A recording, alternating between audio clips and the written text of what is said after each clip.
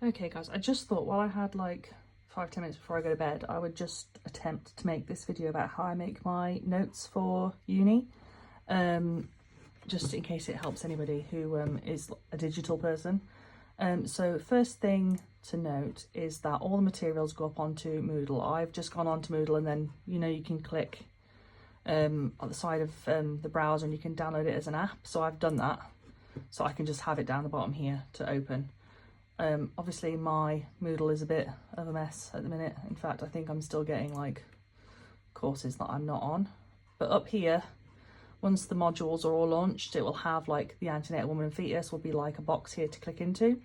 And then you'll find the class materials for those sessions. So I've got them downloaded from 2022, just because I figure they might use the same workbooks and I've still got my notes all scribbled on them. OneDrive, documents.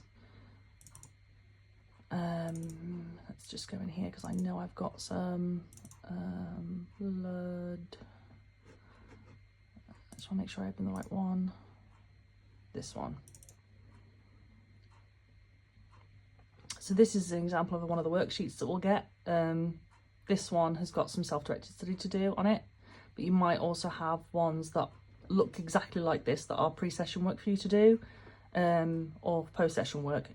Pre and post-session work is not mandatory, but I do think it's just worth doing. It doesn't take very long most of the time.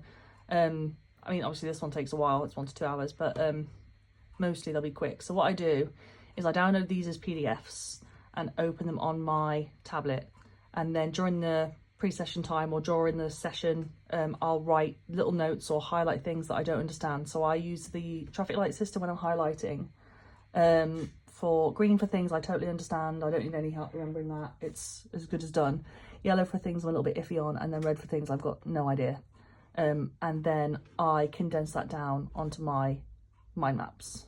So for the mind maps, like I said, I use Canva. Oh, in fact, I've got Canva on my tablet.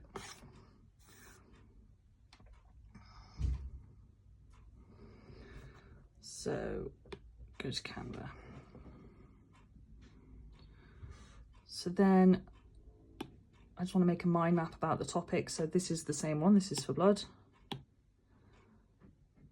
And I'll just gradually, for the module, if I want a mind map, I will just continuously add to this. Like I said, I personally don't think it's worth paying for it to get the better pictures when you can just make them. And then when you go to download pictures online, they've always got the white background and stuff, and then Canva wants you to pay to remove the background, which I just think is rude, to be honest. So yeah, these are my mind maps based on what was in that document. And then what I do is I'll go to Canva. So I've got one I'm working on at the moment on Canva for the pelvis. This is a pelvis I've just traced. As you can see, that's where I've traced it from here. I just remove that layer, and I can crop and copy and paste this into Goodnotes. So there you go, that's the previous page I was working on for that. Antenatal Woman and Fetus, Anatomy and Physiology. I don't think I've got any more for blood, but you can see here I've actually combined, you can't see that very well. So I've got the mind map booklet that I've made on here. I've also included other ones that I've made myself, so I've got arteries and veins and capillaries and stuff. And then if I go back here, let's do it later. I've also got this one in here for when I wrote notes on it before. Why won't you go back? So yeah, you can see here I've just started doing it again because of course what I remembered when I was doing the course and now is a bit different, so I've just started it again yesterday. So I know it's a straw coloured sticky fluid, but I've forgotten how much of the blood volume exactly. I knew it was roughly half of it is in the whole blood, and I just do that for each topic that we cover. And then finally, Notion is where I bring everything together. I'm very proud of my Notion. I worked very hard on it. I've kept the same one. No, don't draw, thank you. So Antenatal Woman and Fetus. So for this, what I do is I have the notes that I write in class, which I do in like a Cornell notes style. And I just write the notes and I'll come back to it. So each time that we write about a topic again, I'll go into that same page that I made. I don't know if I've updated this since the first time around. So yeah, these are all the topics that we did before I left. It was a lot. Put the date of the session in, what type of study it was, and what type of topic we were covering. So then I can just go back really quickly and just be like, okay, so I did anatomy, physiology and respiration on this date, but we're doing a bit more of it on this date, so I'm just going to add those notes to here. And then session work will be things like those PDFs that they give me. I put those in there, and then pre and post session work goes in here. That's just so I can copy and paste my Cornell Notes template back into these if I need to. The reading list, my essay plan, how the assessment is going to be delivered, when it's due, everything goes in there.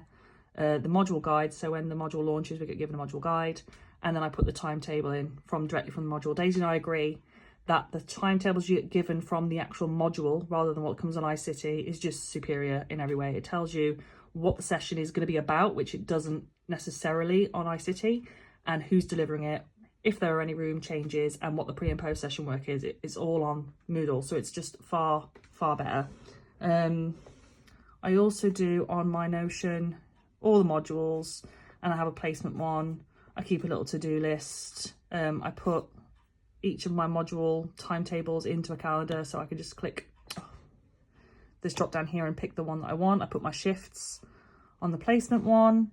My eMora link is all on the placement one as well. And a little bit of motivation, because sometimes it can be real hard. Yeah, so that's all of that. I write all of the assignments on the free version of Word that we get given. Again, if you need help logging into that, because no one wants to pay for Microsoft Office if we don't need to, and we don't need to, just give me a shout and I'll try and sort that for you and show you what to do. And if you've got any questions about anything that I've covered here, just let me know. Thanks, guys.